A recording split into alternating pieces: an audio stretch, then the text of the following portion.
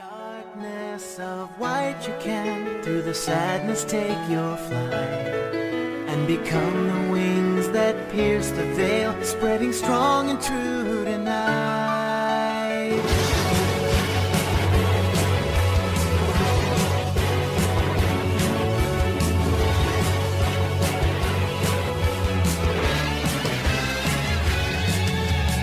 Salut les minous!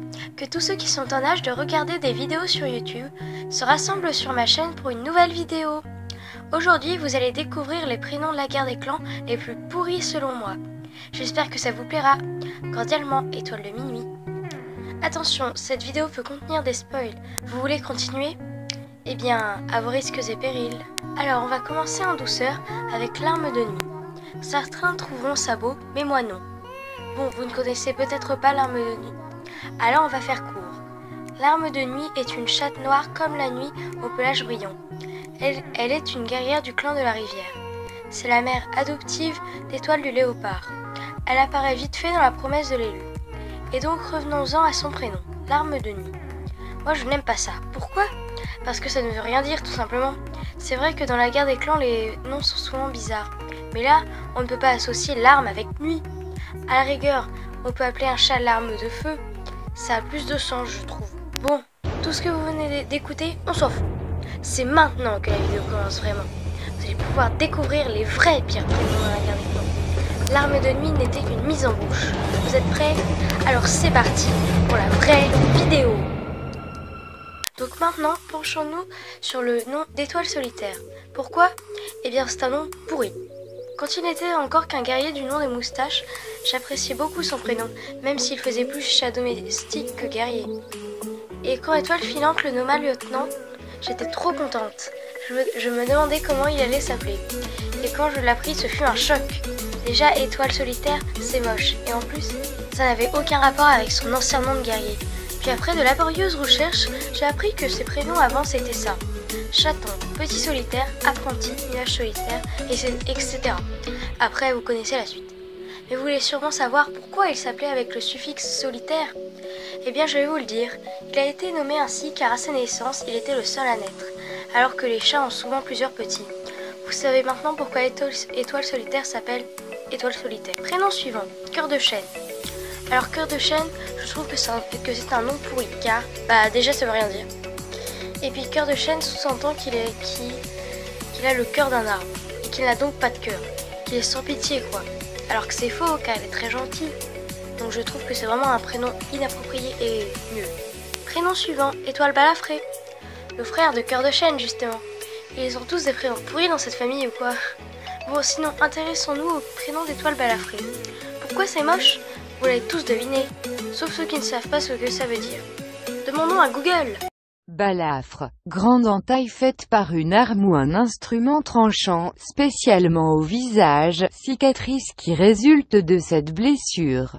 Et du coup, juste parce qu'il a la bouche tordue, sa mère le rebaptise Petite Balafre alors qu'il s'appelait Petite Tempête parce qu'il est né dans une tempête.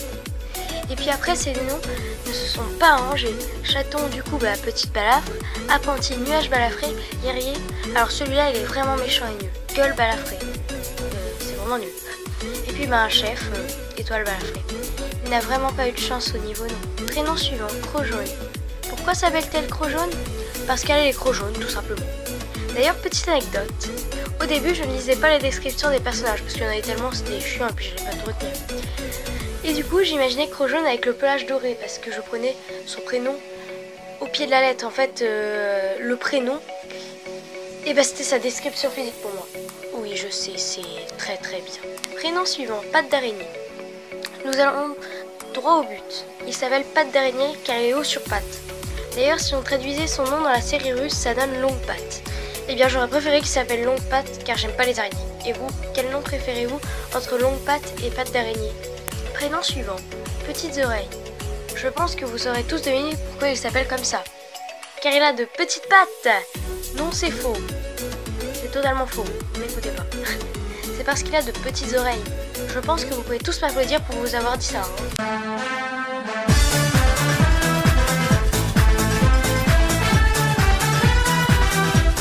Prénom suivant, un œil. Donc un œil ne s'est pas toujours appelé ainsi. Avant, elle se nommait œil blanc. Mais suite à un accident avec un blaireau qui lui creva l'œil, elle s'est ensuite fait appeler un œil.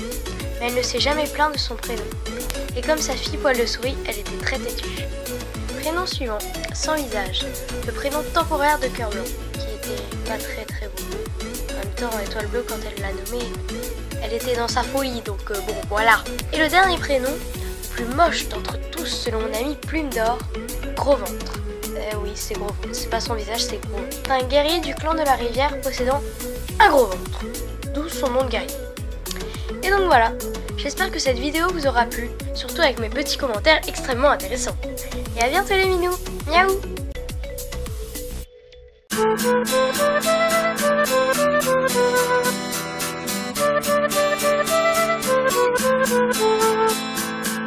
Thank you.